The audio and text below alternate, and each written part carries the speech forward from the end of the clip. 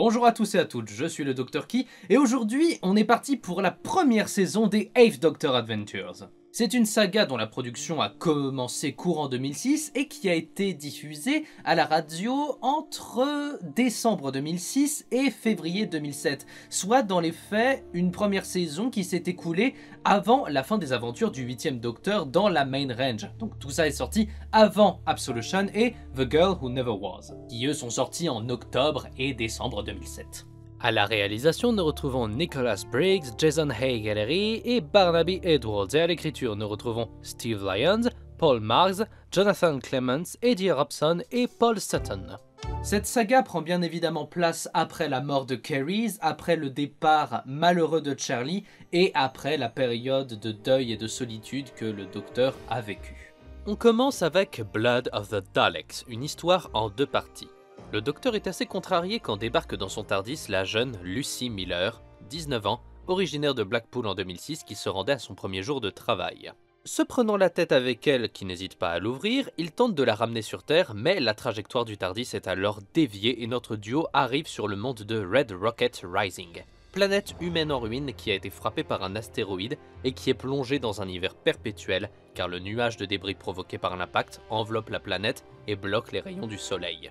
Au milieu de tout ce bordel, une dénommée Asha, qui assiste la présidente Clint de ce monde dans sa fuite face à un peuple mécontent, rétablit les communications de la planète depuis une base souterraine qu'elles ont réussi à rejoindre et peut alors répondre à une proposition d'aide envoyée par leur sauveur en devenir, à savoir les Daleks.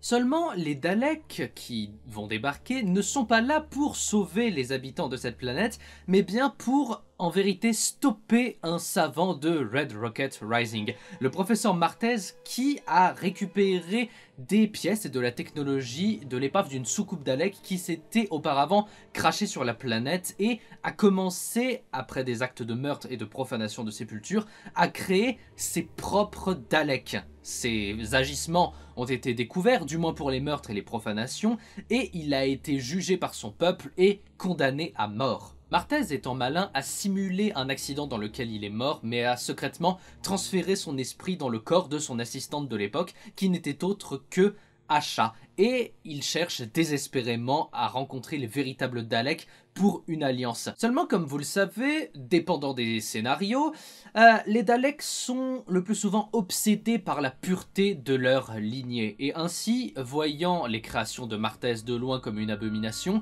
ils sont responsables de la destruction de la planète car c'est eux qui ont dévié un astéroïde pour l'envoyer sur Red Rocket Rising. Ils ont intercepté tous les vaisseaux qui ont tenté de quitter la planète, et maintenant, ils viennent sur ce monde pour achever le travail à même le sol. De leur côté, après avoir évité la présidente Clint et la foule en colère, Lucy et le Docteur rencontrent Tom Cardwell, un type obsédé par les invasions extraterrestres. Le Docteur devient alors très suspicieux vis-à-vis de Lucy, qui, au détour d'une conversation avec Tom, lâche que le Docteur est un seigneur du temps. Le Docteur se demande alors à quoi son peuple joue en la plaçant à ses côtés. Après une dispute où le Docteur accuse Lucy de mentir alors que celle-ci clame avoir des souvenirs hyper flous de sa rencontre avec les seigneurs du temps, nos héros se séparent.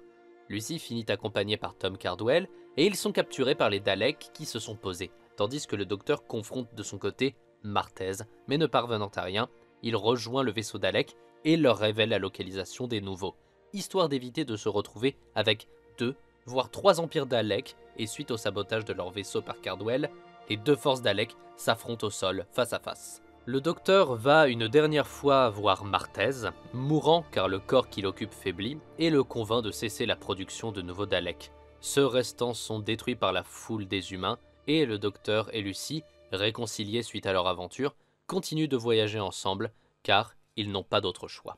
À la fin de l'épisode, quelque part dans l'univers, une dame est contactée. Elle se fait appeler la chasseuse de tête et elle reçoit un contrat où elle doit ramener Lucy Miller à son nouvel employeur et lui assure qu'elle parviendra à retrouver Lucy partout dans l'espace et le temps. Pendant ce temps, notre nouveau duo que nous allons suivre va vivre quelques aventures car ils n'ont toujours pas la possibilité de se rendre à Blackpool en 2006. Dans l'épisode Horror of Glamrock, le Docteur et Lucy se retrouvent barricadés dans la station-service de Nadir Motorway sur la M62 en Angleterre en 1974, en compagnie de Arthur Korn, un faiseur de stars qui fut joué par Bernard Cribbins, paix à son âme, qui a sous son aile Tommy et Trisha Tomorrow, de jeunes stars en devenir, du personnel de la station et de Patricia Ryder, qui s'avère être la future tante de Lucy. Nos protagonistes sont attaqués par des créatures ressemblant à des ours mais avec des écailles à certains endroits. Ces créatures se font appeler les Only Ones et via la musique ont charmé Tommy pour l'utiliser afin de manger les gens dans ses futurs concerts. Certains personnages meurent, dont Trisha à cause d'Arthur, et finalement, le docteur bat les Only Ones avec le stylophone de Tommy et avec le lecteur MP3 de Lucy rapporté par Arthur au dernier moment. Dans l'épisode, Lucy explique à sa tante Patricia qu'elle vient du futur et que elle et le docteur ont voyagé dans le temps, et Pat la croit. Et ça a son importance car, spoiler, c'est un personnage qui reviendra à l'avenir. Suite à ça, le docteur et Lucy arrivent au bord d'une falaise et en sortant, Lucy a à peine le temps de hurler sur le docteur qui a perché le Tardis dans un coin hyper dangereux qu'ils aperçoivent au loin deux jeunes amants, Calkin et Sarati, qui tentent de se tuer. Nos héros les en empêchent et ils apprennent qu'ils sont sur un monde avec des dieux grecs qui sont en fait des humains qui se prennent pour des dieux et qui, pour rester immortels, se clonent et transfèrent leur esprit dans leur nouveau clone au détriment de leur conscience. Et Calkin et Sarati sont les futurs hôtes de Zeus et Héra, mais avec l'aide du docteur et de Lucy, ils parviennent à faire chuter les dieux. Et pendant ce temps, la chasseuse de tête a manqué le docteur et Lucy de 5 minutes près pour la deuxième fois, car elle les a déjà manqués dans Horror of Glamrock, et ça va être un petit peu un running gag de cette saison. Nous arrivons en 2589 sur Phobos, fils de Mars aussi bien dans la mythologie romaine que dans le système solaire. La Lune est devenue un lieu de pratique de sport à haut risque et sur le sommet de la planète se trouve un trou de verre dans lequel les gens pratiquent des sauts. Alors que Farl et Amy, un humanoïde ressemblant à Hagrid et une humaine ressemblant à Polly Pocket, se cachent pour préserver leur union qui serait interdite sur Terre, des gens se font tuer par des phobiens et un dénommé Tobias met en garde tout le monde car les gens doivent fuir la planète. Seulement, autre chose sommeille dans le trou de verre qui a un intérêt à ce que les gens y restent. Le docteur et Lucy doivent alors affronter une sorte de déité venue d'un autre univers qui se nourrit d'adrénaline mais qui craint la peur, raison pour laquelle le dénommé Tobias a créé ces robots tueurs qu'il a appelés phobiens pour effrayer les gens venant sur la Lune et pouvoir ainsi battre la créature, ce qui n'a pas trop marché jusqu'à présent. Finalement, attaché à une corde, le docteur se jette dans le trou de verre où est cachée l'entité et il va l'annihiler en lui ouvrant son esprit et en lui montrant les atrocités qu'il a commis par le passé, malgré lui, et va même jusqu'à lui montrer ce qu'il serait capable de commettre à l'avenir. L'avant-dernière histoire est No More Lies, et on y retrouve le docteur et Lucy sur les traces d'un certain Zimmerman qui est décidé à s'emparer d'une relique temporelle se trouvant dans un vaisseau capable de voyager dans l'espace et le temps. Mais le docteur ne peut le laisser faire et c'est alors que nos personnages sont interrompus car Zimmerman est traqué par des Tar Modok, des humanoïdes chronophages qui chevauchent des vortisors attirés par les défaillances temporelles et qui sont accessoirement les propriétaires du vaisseau où se trouvent nos personnages. Zimmerman sabote le vaisseau et disparaît, Lucy et le docteur arrivent à le retrouver en Tardis sur Terre, 30 ans plus tard, dans une soirée d'anniversaire de mariage avec sa femme, Rachel. Mais les Tar Modok sont toujours attirés par Zimmerman car, pour empêcher son épouse de mourir de maladie, il a placé cette soirée dans une boucle temporelle en utilisant l'appareil qu'il a volé, ce qui met désormais en danger tous ceux et celles qui s'y trouvent. Zimmerman met finalement fin à la boucle temporelle à la demande de Rachel qui s'éteint paisiblement. Et alors, profitant de la tristesse générale, la chasseuse de tête débarque et kidnappe Lucy. Nous arrivons à Human Resources, où Lucy se réveille à son bureau pour son premier jour de travail et se souvient de ses aventures avec le docteur comme d'un étrange rêve. Elle retrouve Karen, une jeune fille de son âge avec qui elle avait passé l'entretien. La chasseuse de tête lui apporte un café et lui dit de se mettre à l'aise et au travail. Très rapidement, Lucy est mutée comme secrétaire d'un responsable et c'est là qu'elle retrouve le docteur et est certaine de ses souvenirs flous. Le docteur est venu la chercher sans Tardis, mais avec un anneau temporel que Straxus, envoyé par les Seigneurs du Temps, lui a remis en échange de la promesse de débloquer son Tardis, que Gallifrey a tout juste immobilisé. Ils se séparent pour enquêter quand même, et Lucy ainsi que Karen sont virés pour une erreur logistique quelconque. Et une fois dehors, elles découvrent qu'elles sont sur une planète jungle au ciel violet, et que le bureau est en fait un méca armé de fusils laser géants qui détruit tout sur son passage. À l'extérieur, elle retrouve d'autres employés qui ont été virés, notamment l'ancien PDG, et Lucy, avec son téléphone, va prendre des photos et transmettre tout ce qu'elle sait au docteur, qui de son côté va rencontrer le nouveau PDG, qui s'appelle Hulbert. En se faisant passer pour un client, le docteur apprend de celui-ci que tous les employés de bureau ici présents sont des humains plongés sous une emprise mentale, et Hulbert se sert littéralement des ressources humaines pour exécuter les commandes de ses clients. Aucun d'entre eux n'a conscience qu'ils se battent actuellement dans un robot géant qui est littéralement invincible. De son côté, la chasseuse de tête apprend que Lucy a été virée, ce qui l'emmerde un peu car ça risque de lui faire perdre une prime supplémentaire qu'elle pourrait avoir. Du coup, elle sort du mecha et part à la recherche de Lucy. Et le docteur de son côté, en continuant de discuter avec Hulbert, se dit qu'il aimerait bien envoyer ce mecha géant sur Gallifrey, histoire que les seigneurs du temps arrêtent d'interférer avec sa propre vie. Mais il décide qu'il en a un peu marre de tout ça et utilise son tournevis sonique pour désactiver l'écran de protection qui est autour du mecha, ce qui était une erreur monumentale, car le mecha avait été envoyé sur la planète Langsis pour détruire les Cybermen, qui montent alors à bord du mecha. Hulbert propose directement de laisser les Cybermen envahir la Terre en échange de sa vie sauve, mais ils n'en ont rien à foutre car ils peuvent le faire sans lui.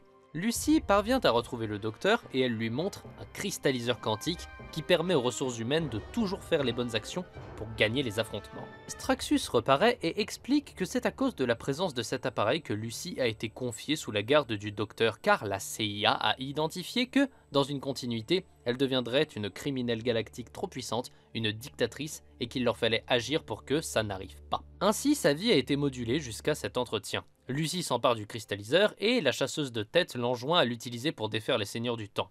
Sauf que ce n'est pas Lucy qui était destinée à devenir un tyran, mais Karen. Donc la CIA s'est plantée en beauté en confiant juste la mauvaise personne au docteur. La chasseuse de tête, ayant appris ça, propose à Karen, que tout le monde croit morte, de devenir son assistante et part avec elle, tandis que Lucy, rassurée d'être elle-même et pas un pantin dont la vie a été façonnée, remet le cristalliseur au docteur, qui le remet entre les mains du Cyber Leader, ce qui le détruit, lui et ses forces, car le cristalliseur a été programmé pour s'assurer qu'il soit vaincu, quoi qu'il en soit. Les humains sont sauvés, le cristalliseur détruit, et le TARDIS est débloqué. Lucy peut désormais rentrer chez elle à Blackpool en 2006, mais elle va titiller le docteur et lui faire admettre que, oui, en fin de compte, il l'aime bien, voire même beaucoup, et qu'il voudrait désormais voyager avec elle sans qu'elle lui soit imposée comme ça a été le cas par le passé. Et ainsi, nos héros repartent pour de nouvelles aventures. Je dis beaucoup cette phrase.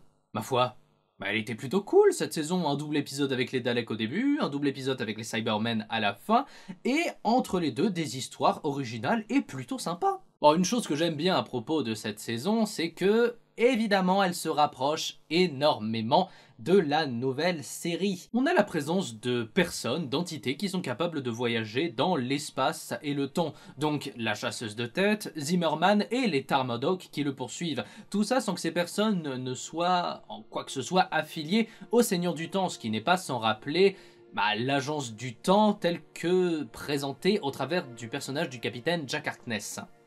Dans la catégorie qui vise à présenter des similitudes, voire tisser quelques liens avec la New Who, on ne peut s'empêcher de remarquer l'évocation discrète de la guerre du temps qui est faite à la fin de Phobos, où le docteur terrifie l'entité avec ce qu'il serait capable de faire à l'avenir. Même si le docteur n'a pas conscience des atrocités du conflit à venir, c'est une référence faite surtout pour l'auditeur qui, pour le coup, sait ce que le docteur vivra et a déjà pu se faire une idée après une saison avec Eccleston et une avec Tennant à l'écran. En ce qui concerne le docteur de McGann, il est bien évidemment assez fidèle à lui-même, et bien qu'on ait entamé une nouvelle saga, on sent quand même que c'est une suite directe à ce qui s'est passé dans la Main Range. Et surtout que ce qui s'est passé dans la Main Range l'a énormément marqué. Il est absolument furieux que les Seigneurs du Temps se soient permis d'interférer une fois de plus dans sa vie en lui refilant quelqu'un qu'il ne souhaitait pas spécialement avoir. Il se montre procédurier à outrance quand Straxus apparaît dans son TARDIS, lui demandant ses papiers d'identification et autres, et on sent que clairement il n'a plus aucune envie d'être mêlé aux affaires de Gallifrey, parce que la dernière fois que c'est arrivé c'était la crise de l'Antitan, qui lui a quand même pas mal pourri la vie au final.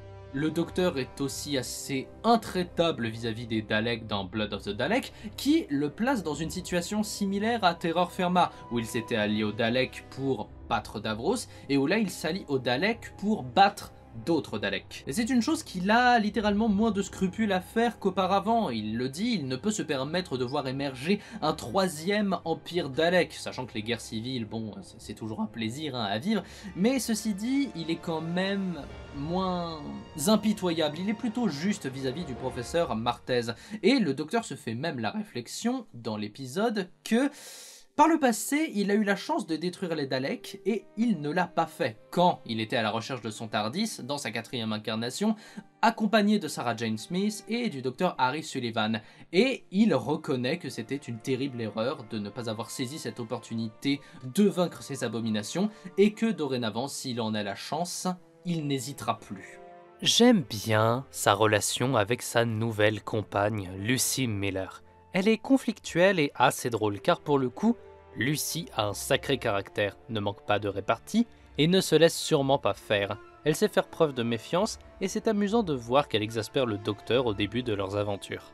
Outre son caractère bien trempé, c'est une bonne chose de faire la connaissance de la tante de Lucy, à savoir Patricia. Et là se tisse un lien supplémentaire avec la New Who, avec une thématique bien présente, qui est la découverte des relations familiales du compagnon. C'est une chose qu'on avait eu un peu dans la main range avec le 8e Docteur, avec Charlie, mais bon, Lady Polar, on ne l'a jamais rencontrée en vrai, hein, sa mère, je rappelle. Et ceci dit, c'était un petit peu plus concret avec Carrie en rencontrant son père et sa femme. C'était voire même peut-être un petit peu trop concret. Malheureusement, Lucy commet différentes gaffes vis-à-vis de sa tante, la plus terrible étant de trop en dire, à savoir que dans le futur, sa tante Pat est seulement sa tante Pat. Elle n'est pas devenue quelqu'un de brillant, alors que là, elle la rencontre dans sa jeunesse, où elle a les yeux pleins de rêves, d'espoir, de faire du glam rock et tout ça. C'était vraiment pas très malin. Ce faisant, on remarque alors que le personnage de Lucy est quelqu'un de particulièrement frontal, qui réfléchit le plus souvent après avoir agi. Cette saison a aussi pour fonction de fragiliser les Seigneurs du Temps par l'absurde, et plus particulièrement la CIA, eux qui s'acharnent à interférer en secret pour préserver l'univers, entre guillemets, et qui au dernier moment se trompent de personne entre Lucy et Karen. Et qu'est-ce qu'ils ont l'air cons. Aussi, un personnage que je trouve assez intéressant est celui de la chasseuse de tête, sur qui on sait assez peu de choses, qui sert pendant une partie de la saison de running gag à la fin de chaque épisode, et qui pourtant a l'air d'être un adversaire redoutable et qui dispose de ressources dont on n'a pas bien conscience. Mais le fait que cette personne puisse déjà voyager dans l'espace et le temps, c'est dire la menace qu'elle peut représenter. La chasseuse de tête est un personnage relativement neutre, mais qui n'agit que dans son propre intérêt, si ça peut lui rapporter de la thune évidemment, et comme vous vous en doutez, c'est un personnage qu'on va continuer de rencontrer dans les 8th Doctor Adventures, et donc dans les saisons à venir. En compagnie de Karen, ne l'oublions pas. Pour moi, cette première saison des 8th Doctor Adventures est assez bonne. Elle est constituée de seulement 8 épisodes, dont 2 doubles, et a une intrigue taillée à la mesure de sa longueur. On sent clairement la rupture qui a été faite avec la main range. On n'est plus sur un arc narratif qui est composé de 4 épisodes, allant de 25 à des fois 40 minutes. Là, on est sur une histoire qui est soit racontée sur 2 épisodes, mais qui la plupart du temps va être une intrigue étalée sur de 45 minutes à presque 1 heure. Pour moi, l'extraction du 8e Docteur de Paul McGann de la main range vers sa propre série est jusqu'à présent un pari réussi. Et on verra si ça tient la route en explorant la 2e saison des 8th Doctor Adventures le mois prochain. Mais ça, ce sera pour le mois prochain. Ouais. Mais bon, quoi qu'il en soit, d'ici là, portez-vous bien, c'est le plus important, et je vais vous laisser profiter du générique de fin pour sa musique, qui est le thème de Doctor Who version glam rock, qui donne l'impression d'avoir été chanté par Crash Bandicoot version même. Vous verrez de quoi ça s'agit, et vous l'entendrez surtout. Salut.